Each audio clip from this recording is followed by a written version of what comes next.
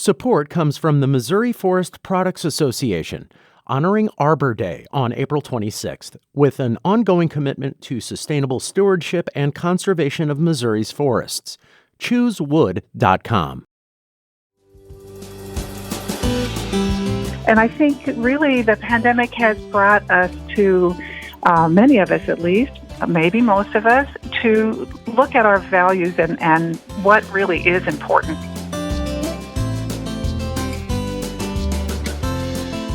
Every year, the Grannie Family Story Celebration invites students across the U.S. to share stories from their family's history. It's a way to record these stories for posterity and to strengthen family bonds. It also leads to a story collection that is published each year. They owned a dry goods store located where the famous Italian restaurant Zia's is today. My great-great-grandparents ran the store with their 9 children. I guess it makes more sense to save the lives of these people, no matter the cost, Fred decided after a while, still unsure if it was the right decision. The Grannie Family Story Celebration nonprofit organization is based right here in St. Louis. And joining us today to talk about this year's stories and the group's 15th volume is Executive Director Connie McIntyre.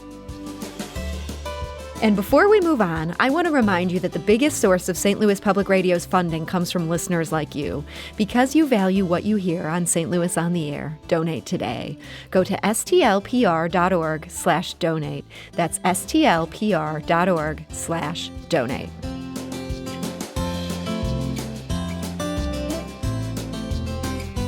Connie, welcome. Thank you, Sarah. Happy to be here. So, Connie, this has been such an unusual year. It seems like every single conversation I have these days begins with, these are unprecedented times. Did that end up impacting this year's Grannie project? Oh, absolutely. It has impacted us as it has impacted everyone. So we are just kind of feeling our way through it and asking students to please send us their stories, and we'll do what we can with them. This is actually an excellent time for young people to spend a little special time with their family and learn something interesting from their family's history. They have, I guess, more opportunity now than maybe they did in previous years. So we're hoping for a nice collection again this year. That's true. So many of us have a little extra time on our hands. Have you gotten yet at this point any submissions where you know that they did it through Zoom or it was some sort of remote story gathering? Not yet, but we normally don't receive so many stories until later in the school year. The teachers like to spend a little time building up their students' writing skills and revising skills, and so we're not really expecting stories until later, but I'm sure that many of them will come via Zoom, since that's what so many of our teachers and students are dealing with. And I just wanted to clarify that we'll accept stories at any point, but just generally speaking, we get them later in the school year. Sure, that makes sense. And this book that we're talking about today, some of these contributions, this is volume 15. These are ones that were submitted last year. Do these have special poignancy now that so many older Americans and their grandkids have to stay far apart from each other? I think that's a really excellent point. And I know certainly in our family, we've had to be creative with how we stay connected with other generations of our family. And I think really the pandemic has brought us to, many of us at least, maybe most of us, to look at our values and what really is important to us and how are we going to use this time in our lives. And I think that for most of us, that does come back to family. And so I wouldn't be surprised if we have far more submissions this year than normal as we all reevaluate how do we want to spend our time, who in our lives is important to us. Well, that would be a nice silver lining to all of what we've been dealing with. And we're going to share a couple of the stories in this year's volume here in just a moment.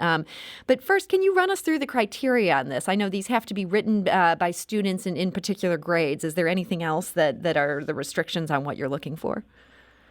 Not a lot of restrictions. We're open to submissions from students in 4th through 8th grade or comparable ages if they're homeschooled or from out of the United States. And we do accept submissions from all around the world. We've had submissions from students on 4 different continents through the years. So we're open to all students in that age group. The stories themselves have a maximum number of 500 words. So that is one requirement. And the biggest requirement is that this needs to be a story submitted to Granny Annie that is from the student's family history. In other words, it has to be something that happened before this student was born. So they're learning about something that predated them and still discover how that has impacted their own lives or can impact their own lives. Well, that's a great lead-in to this first story that we're gonna play here. And I say play because it is read by its student author. And that student author is named Allie Winkler. She wrote this story as a 6th grader at Immaculate Conception School in Dardenne Prairie. And it's called Fred's Decision. Mommy, why don't we have any food? A small child asked his mother outside of Progress Mercantile, a local grocery store owned by Herman Frederick's family. It was late December of 1937 when crisp winter air flooded down the streets of St. Charles, Missouri, causing citizens to shudder. A hungry crowd had gathered outside of the store's windows. Gazing out the glass, 17-year-old Herman Frederick, who went by Fred, hated seeing so many people without anything to eat. "What you thinkin'?" questioned Margaret, Fred's twin sister. "These people are so hungry. I can't just watch them starve out there while I have all this food in here, right? We should give them something. But Pa would be furious," he replied.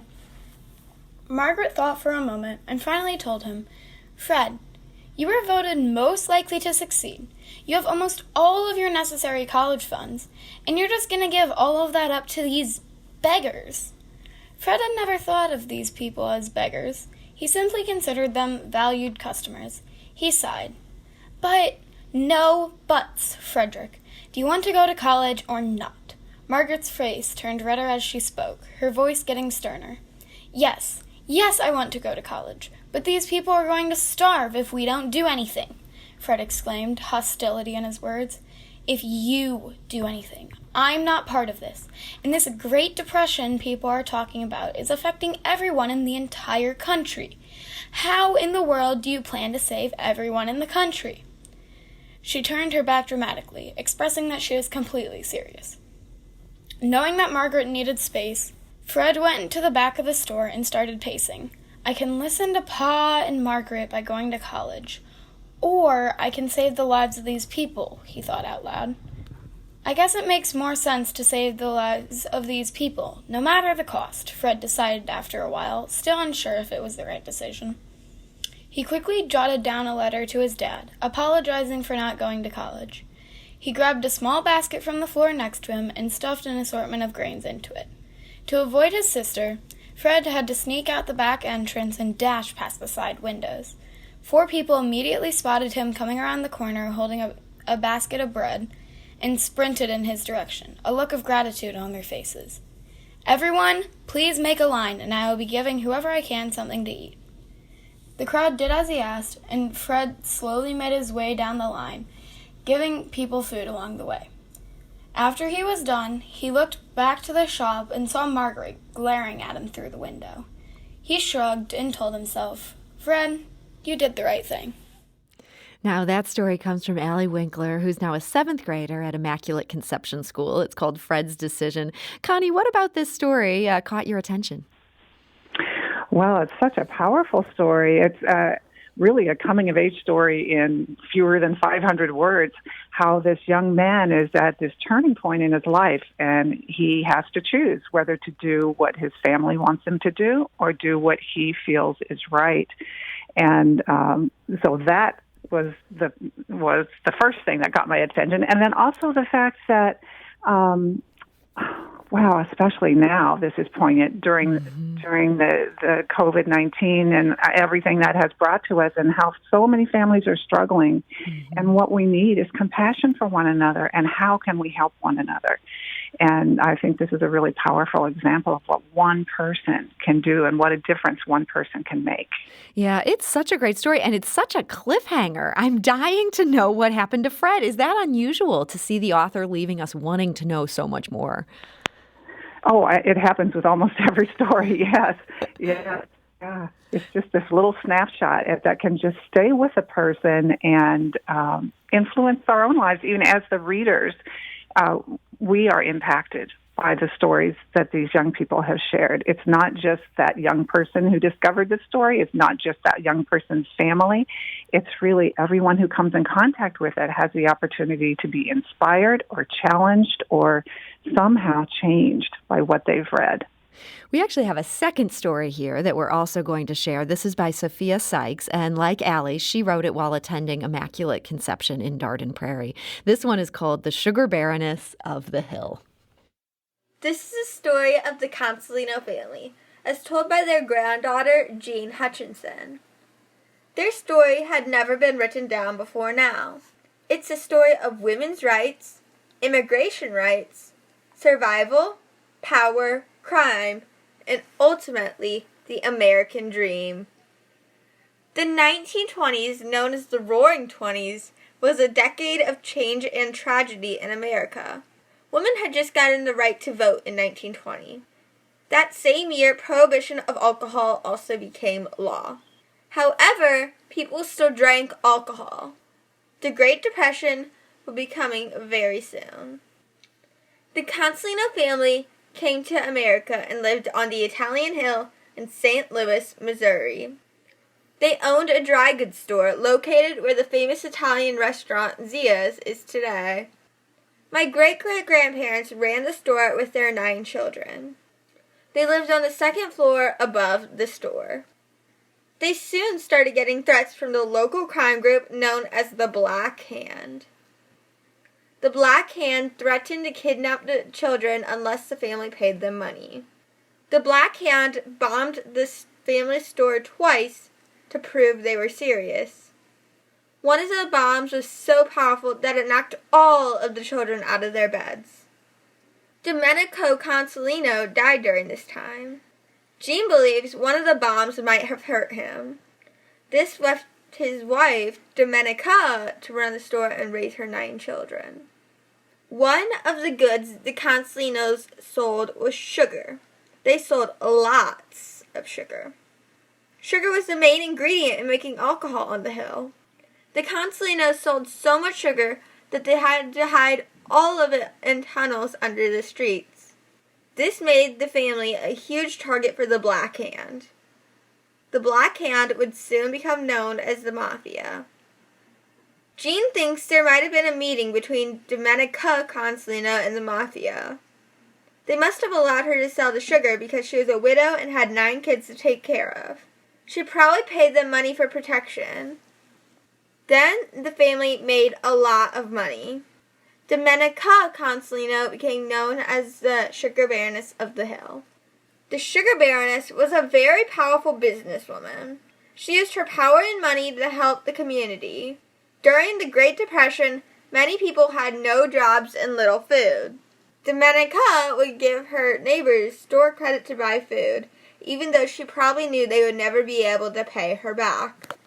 Domenica also gave a lot of money to her church, St. Ambrose. When the church burned down, Domenica donated a lot of her money to help rebuild it.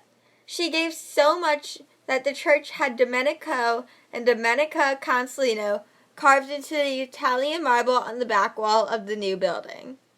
The Sugar Baroness of the Hill is still remembered for selling sugar for the moonshine during Prohibition, as well as for her generosity.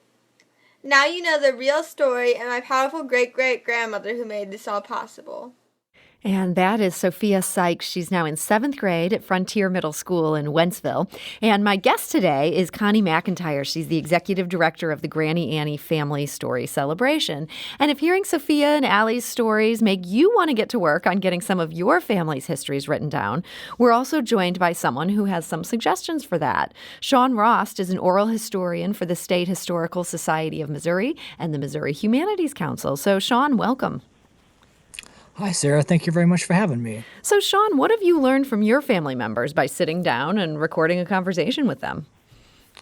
Well, I think in a lot of ways, just like the stories we heard, sometimes there are elements of our family's past that we don't often realize or we don't really take into consideration until it's too late and a family member has passed away. And I think it's important to get these stories not only to know who they were, but also to get a larger sense of not only your family's history, but even community history, knowing, who went to the doctor where, what store shopped at, where they could and couldn't go in some cases, is an important part of not only telling your family history, but also telling the larger history of your community and in this case, the state and the nation as well.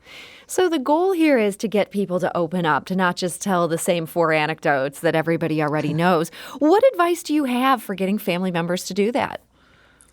It really can be difficult, and I think you made a good point there about the 4 antidotes. People often just know their parents' stories and repeat the same ones, but in some cases you kind of have to let it build over time. There are subjects that are difficult to talk about, but as people have mentioned, especially to me, over time their parents or their grandparents, aunts and uncles, become more comfortable in them. So I think in a lot of ways, just being there to hear the stories, to ask questions, to dive a little deeper into them, in some cases can make people more comfortable to tell them and to share a genuine interest in those stories.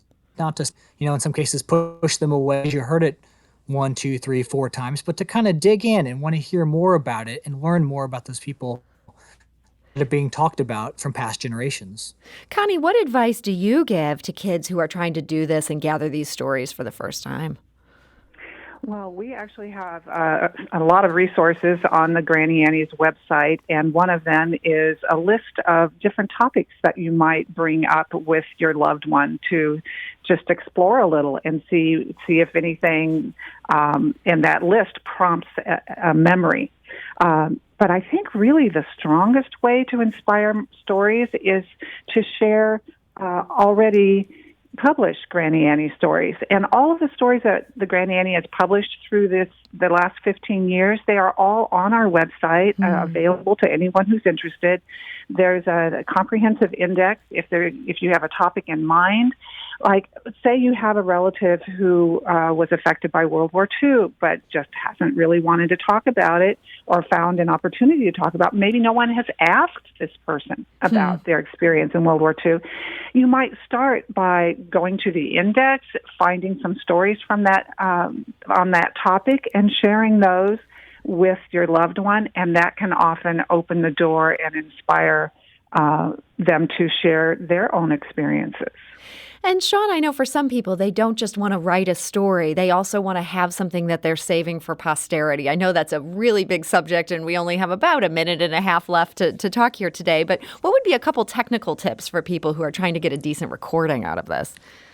Absolutely.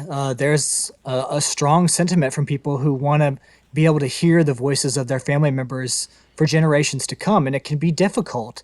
I think the best way is to not only find a way to record it, whether by, even something as simple as your iPhone, something like Zoom, a digital recorder, but to make sure you duplicate it. Make sure there are multiple copies so that if one device fails or your computer crashes or your phone gets dropped and broken, that it can be preserved and kept that way. So always make sure you save things in basically versions of 3, in a written form, in a digital form, and in some cases in a hard copy form, such as a tape or a CD, but keeping the idea being that, not all technology lasts forever, so it's good to keep up with the times to preserve these documents and materials. That's a great point. Just one copy of this would be a big mistake. You might really regret hey, I'm going to just put this on a CD. Who knows where that's going to be 10 years from now. Yeah, especially making sure you label things too, because people find CDs and they have the labels and they might just throw them away. So making sure it's preserved in multiple forms, but also identified and properly kind of kept in good temperature and good condition. Well, that's some great advice there. And Sean Rost, I want to thank you so much for joining us today. Well, thank you very much for having me. Sean is the oral historian for the State Historical Society of Missouri and the Missouri Humanities Council. And I also want to thank Connie McIntyre, the executive director of the Granny Annie Family Story Celebration. Connie, it's just always such a treat to hear these stories. Thank you. Our pleasure. Thank you, Sarah.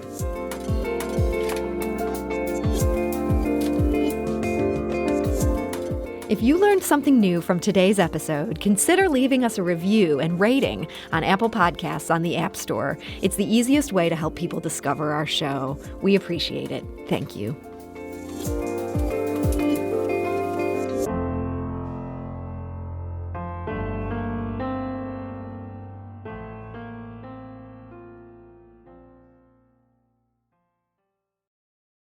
Support comes from the Missouri Forest Products Association, honoring Arbor Day on April 26th with an ongoing commitment to sustainable stewardship and conservation of Missouri's forests. ChooseWood.com.